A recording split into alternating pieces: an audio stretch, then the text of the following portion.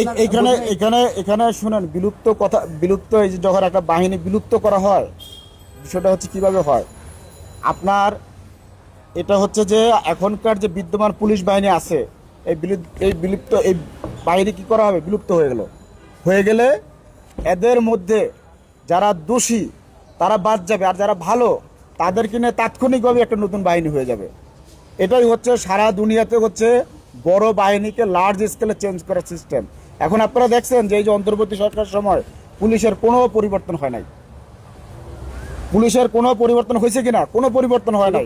কারণ হচ্ছে আপনি এভাবে পরিবর্তন করতে পারবেন না।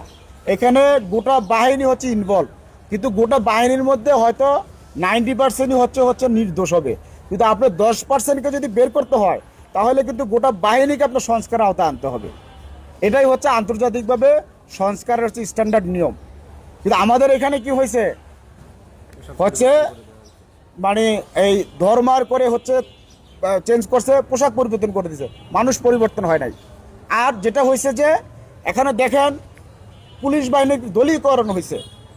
আপনি দেখেন আমরা যখন বিলুপ্তিকরণের কথা বলতেছি, আপনার কয়েকদিন আগে পত্রিকায় দেখছেন না, 50,000 পুলিশ যারা আওয়ামী লীগের তাদেরকে বাদ দেওয়া হবে। মানে কি? একই তো ব্যাপার। আপনি যখন এটাকে একটা সিস্টেমেটিক ওয়েতে করতেন তাহলে একটা আওয়ামী লীগের লোক সে পুলিশে আছে, কিন্তু